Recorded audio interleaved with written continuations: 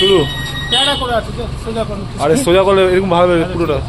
हर हर महादेव जय शिव शंभू जय भोलेनाथ। তো পশুপতিনাথ আর পশুর মধ্যে সবথেকে সুন্দর প্রাণী হচ্ছে কুকুর, সবারই প্রিয়।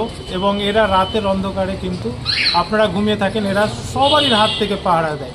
জানেন আপনার এলাকাতে যদি সাপ আসে, হাতি আসে, সিংহ আসে, যেই আসুক না কেন এরাই পাহারা দেয়। আপনারা তো নিশ্চিন্তে ঘুমিয়ে থাকেন। কিংকোবরা সাপের সঙ্গেও লড়ে যায় কুকুর। এরকম প্রাণীকে একটু যদি খেতে দিতে না পারেন, এরকম মেরে দিয়ে কষ্ট দিয়েন না, কেন এর জাবড়া লক করে দিয়েছে, মানে মেরেছে মুখে, এখানে মেরেছে, পুরোটা কিন্তু একদম মানে ফেলে আছে।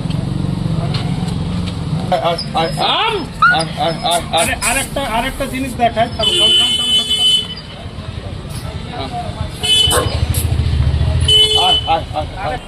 হ্যালো এই জায়গাটা ধরবেন, কোনো কারণবশত যদি অ্যাগ্রেসিভ থাকে এইভাবে ধরবেন, অবশ্যই কিন্তু সেফলি আপনি কাজ করতে পারবেন। আর যদি সেরকম অ্যাগ্রেসিভ থাকে তো মুখে দড়ি দিয়ে বেঁধে পিছন দিয়ে গার্ড করে দিয়ে আপনারা নিজে নিজে ফার্স্ট এডটা করতে পারেন। কোথাও যদি কেটে যায় হলুদ দিয়ে ট্রিটমেন্ট করবেন। আর যদি চোট পায় আর্নিকা অল্প পরিমাণে জিহ্বাতে দিবেন, কারণ সব জায়গাতে অ্যাভেলেবেল, আমি একাই একটা ছেলে, সব জায়গাতে অ্যাভেলেবেল থাকতে পারবো না। আর আমারও রক্ত মাংস দেওয়া শরীর, আমারও কষ্ট হয়। আপনারা অবশ্যই ফার্স্ট এডটা শিখে রাখুন। আর নিজের নিজের এলাকাতে কুকুরের ডাক্তার আছে কিনা সেটা কিন্তু তদন্ত করুন। কেন জানেন, গরু ছাগলের জন্য অনেকেই আছে, কিন্তু এরকম রাস্তার কুকুরের জন্য, বিদেশি কুকুরের জন্য আছে, কিন্তু দেশি কুকুরের জন্য সেরকম কেউ দাঁড়ায় না।